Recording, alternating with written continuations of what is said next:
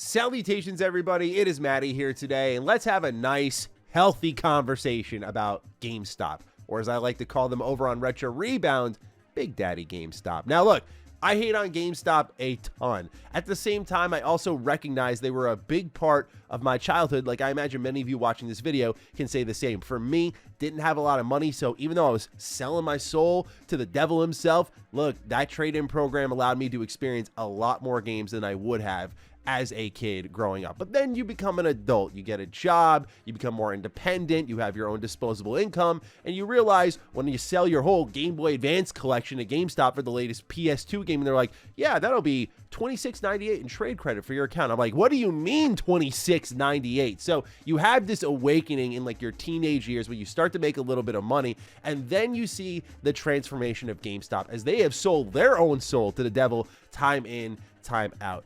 Today's news served as a bit of a backbreaker for me. Over on Retro Rebound, we've ran a series for a few years now called the GameStop Roulette. And it's so funny that before all of this news started to break with GameStop reaching what I find to be a new low, I was just saying in our last unboxing that we did in like a couple of videos ago how it's getting bad and I need to find a new substitute, and we're going to start visiting more retro shops and putting them on the map instead, because what GameStop's doing here, I mean, we're talking about the storefront that tried to insist during the pandemic that they needed to be open, that they were a mandatory store because people needed video games and they couldn't access them anywhere else.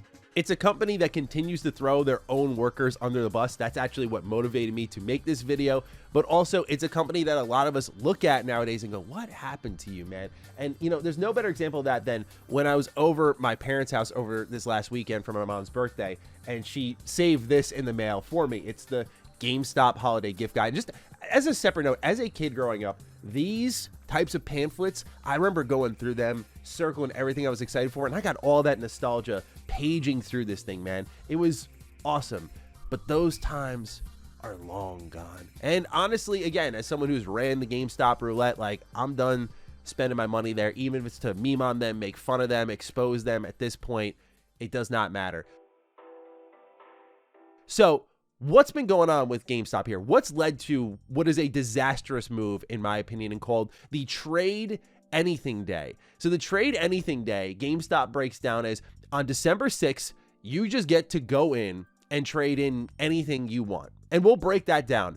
But that sounds like a recipe for disaster, no? And a lot of their workers are freaking out because online they're saying the people, as in you and I, found out first before the workers, and like we're talking, it's a couple weeks from now. That's pretty insane. But what led to it? Let's tell that story and start breaking it down from there, and just how GameStop has really sold its soul. If you're new here, you're into what's going on with gaming, consider subscribing. So let's start off with this article here by The Gamer.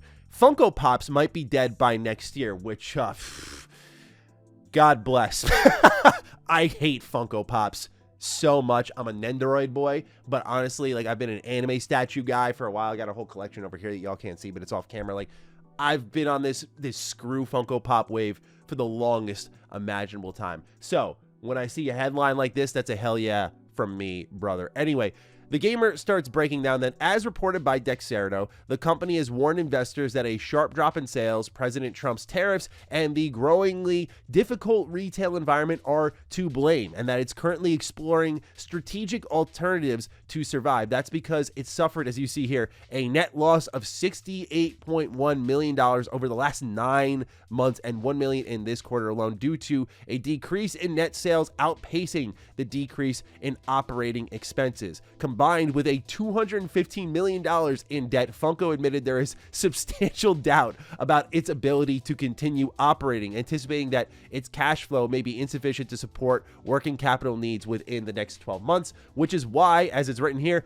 they're considering selling off. They said during these challenges, and this is the new CEO, that he's 60 days into the role, and, you know, powerful brand, right? There's so much growth opportunities ahead, but that they are looking to sell off. And they said the company has not set a deadline or definitive timetable for the completion of the strategic alternative review process. So yeah, if you've been to a GameStop as of late, you'll know you walk in there and the first things you see are not video games, which, I mean, GameStop, you see clothing, and then you see a wall of Funko Pops. Every GameStop I've been inside, it's endless Funko Pops. And I don't get it.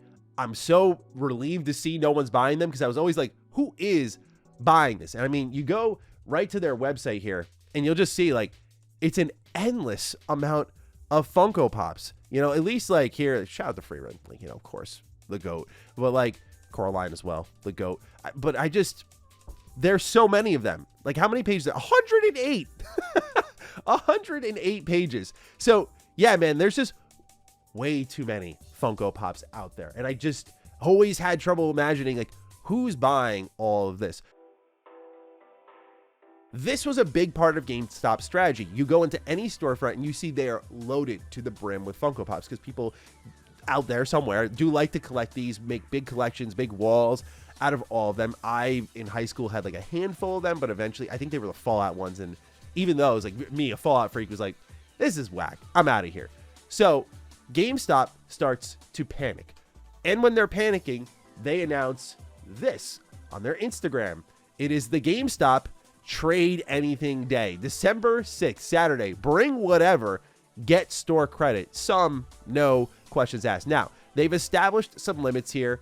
1 item per customer. There are additional exclusions here, such as broken games, siblings and other close relatives, living animals. Yes, that includes your ant farms, guns. Like, these are joke limits, but when you actually start to read in bigger text here, the actual limitations for this trade-in day: hazardous waste or material, chemicals, liquids, lithium-ion batteries or items containing lithium-ion batteries, weapons and ammo, dead or alive animals, but taxidermy items are valid for trade. So you can walk into GameStop on December 6th and you can trade in a legit stuffed animal, like a huge bear, a statue. I don't know.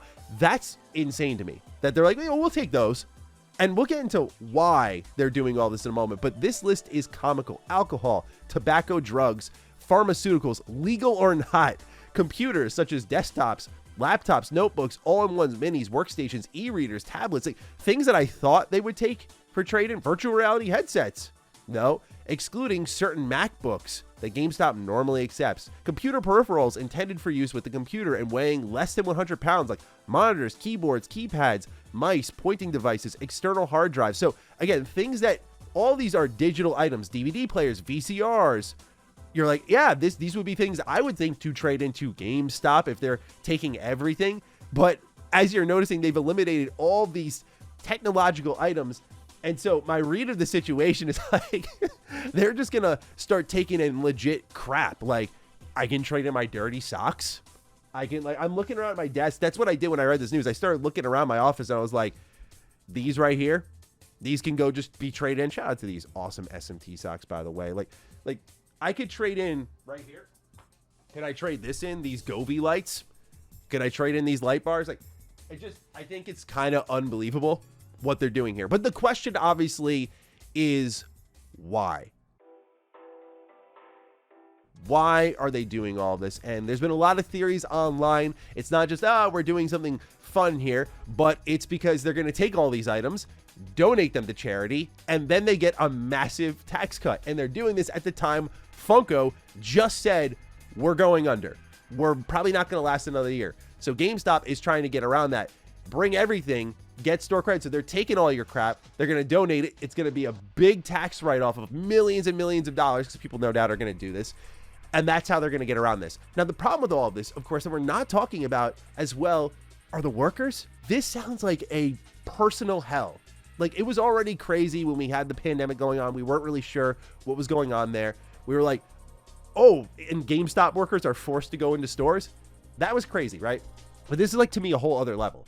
Now, over on TikTok, this video here from Winter Train Ride has been going viral. This person's worked at GameStop for a while, and they were talking about this Trade in Everything Day and how GameStop responded to it. And their response, I think, is so unbelievable. You should probably hear it for yourself. Concerns around this. District management and the company's response was, well, it is clearly outlined in the disclaimer for this event that we will not be accepting dead or alive animals, although taxidermy is accepted. Weapons, bodily fluids or any other biohazards, objects that resemble human body parts, or sexual material of any kind. If you feel unsafe, we highly encourage you to call 911. And we also encourage you to wear a mask and gloves to conceal your identity from people filming in the store, as well as to protect yourself from potential biohazards. That was their response. Like, hey, I feel unsafe because we know how people are. They're going to take the piss out of GameStop employees, no doubt. It's happened before. People have thrown tantrums in the store. There's going to be a whole ton of people looking for cash, and they're going to be like, oh, I'm here to trade this in. Can you give me money for this? And people are going to haul off on these GameStop workers when they're like, no, we don't take that, or I don't know if we take that. And GameStop's response is like, oh, there's potentially hazardous materials or whatever, or you think you're going to get filmed? Wear a mask, wear gloves. It's comical, bro. It's legit comedy. So that's Trade Everything Day. It's a mess. And then you kind of start to assess, as someone who's just done a lot of GameStop related content like their whole life, especially over on Retro Rebound, I track a lot of what this company does. And the ways they've tried to stay afloat, at first, one way they tried to was interesting. They introduced GameStop Retro. This was exciting because, yeah, it was like, oh my God, are they actually doing retro stores? And the thought process with the community when they introduced GameStop Retro was like, oh, they're going to finally have these smaller shops that have the older games that, you know, they can start to set the market price for. This could stabilize things a bit because for those who don't collect games, retro games, I mean, let's take a scroll here. There you go. Twilight Princess, $120 for GameCube. It's out of control. I've talked about it so many times on Retro Rebound, how these retro prices are out of control, and having a storefront that can dictate the market a little bit more instead of random eBayers who are like, yeah, I'm kind of like vibing this game at like $60, even though it's like actually a $15 game, but I just feel like it could be $60, so why not? This could get rid of a lot of that, but GameStop has instead played into it, and so that was disappointing on its own right. But then you can even find videos I made on Retro Rebound going to these, quote, GameStop retro stores. And spoiler, they're the same storefronts that you've been in before, but instead what GameStop has done is added a single store shelf that just has a plethora of old games there. And as I've highlighted in the GameStop roulette many times before, many of these are nasty. They're coming in awful condition. And as I've also shown in the GameStop roulette, when you shop online, it's a complete guessing game. Like, you look at all these here. By the way, is that real? Like, $60 for Wii Sports and Wii Sports Resort is crazy. But you can see here, man, that all these, like, you can't tell if it's complete in box or if it's just the disc. Does it come with the manual? And the prices don't scale based on that. You'll see in the recent unboxing I did that this cartridge of Dragon Quest VIII on the 3DS was $85. And you buy it for complete in box pricing. GameStop completely takes advantage of the retro market. And that's another reason why I said I'm going to be stopping doing that, because I've also had people who tweet at me their hauls from GameStop. They're like, yo, Matty. And they're like, I did it too, bro. And when people hit me with that, I'm like, no, because then it starts to give me the impression that I'm incentivizing people to spend money on these things when I'm trying to create awareness, which I don't want to. And that's because now we're starting to see other ways GameStop is taking advantage of different communities. One other community that they've really gotten in on is trading cards. So you see here, this is like front page of GameStop. They have football cards, but you'll scroll through. Obviously, Pokemon being the big one, which just like, I have very strong thoughts on where Pokemon is as a brand beyond video games that I'll no doubt talk about in a moment here. But they've teamed up with PSA, so you can actually bring your cards into GameStop and get them graded there. Again, I do. They even have Dragon Ball, Lorcana. Like, they cover the whole ground here, and I do give them credit for trying to get creative with how they can survive. And no doubt, you know, cards, trading cards, and video games kind of are synonymous as someone who's played a bunch of these trading card games. And they even carry My Little Pony. Didn't know that had a card game. They carry everything. So trading cards have been really big for GameStop. And so naturally, they've taken that the next step. A couple ways they have done this. Number one is you'll see here through Poke Unlocked that there are GameStop mystery packs, basically blind bags. They put in a PSA graded card alongside a couple of packs, and it could be any pack whatsoever. And they'll charge you $60 each for this. And so they'll completely, as GameStop does, scam you out of your shoes. But part of that, I do put on the consumer a little bit, especially the Pokemon community, who's like, these people do not love Pokemon. They love making money. They love the rush of making money. They love the kind of the roulette in it all, the gambling part of it all. These people who mostly cover Pokemon are not passionate about it in the way that I think a lot of the fans of these channels think they are. And so I mean that with no disrespect, but just I say it as someone who got into that wave in like 2022 and was unpacking a lot of cards. Like I especially before that, I was collecting Dragon Ball Super card game cards. I have a whole crate of stuff that's graded that I'm actually going to start to sell soon to help fund our game. But you know, like I got into that wave, and like I know how compelling it can be. It is like that mixture of nostalgia and that love of something. But at the end of the day, card packs are gambling, and this is something GameStop is leaning into. So you look at the mystery packs and go, at the end of the day, it's up to the consumer. Like I personally, when I buy cards nowadays, I go on eBay or Mercari, I buy the single. I try to inspect it as best I can, or I go in person to a storefront and I inspect it as best I can, and I buy it individually. I don't play the game of chance anymore. It's just not worth it, especially in the case of Pokemon. Just on a side note here, the card quality is freaking terrible. They'll come in whitened, and it'll be like a pack fresh card. So that's one thing GameStop's doing to try to stay afloat. The other thing that they're trying to do here, as highlighted by Twice Baked Jake, is he got into the GameStop beta for their Power Packs program, and he spent $1,000 on these Power Packs. And it's quite literally spinning a roulette. And there's different tiers within. You can buy, first off, different packs like Pokemon, football, baseball, and then there's starter levels. There's silver levels, gold levels, and he bought 10 gold levels, but there's even platinum at 500 or diamond at 1,000. So you'll watch in this 13-minute video. This guy, by the way, puts a big disclaimer at the beginning, like, this is my own money. It's not sponsored. I'm doing this like I'm a responsible adult. So no problem with him. I actually watched Twice Baked Jake a lot when I was getting into Pokemon. He's super knowledgeable. If there's anyone who I think is actually passionate about the hobby, it's this guy. But you can watch him literally flush in 13 minutes $1,000 down the tubes, just like that. And GameStop is just putting this roulette into their business. And again, you look at these things that they're targeting, they're very kid-friendly. Pokemon, Funko Pops, that sort of stuff. And it's a mess, dude. So this is the state of GameStop in 2025.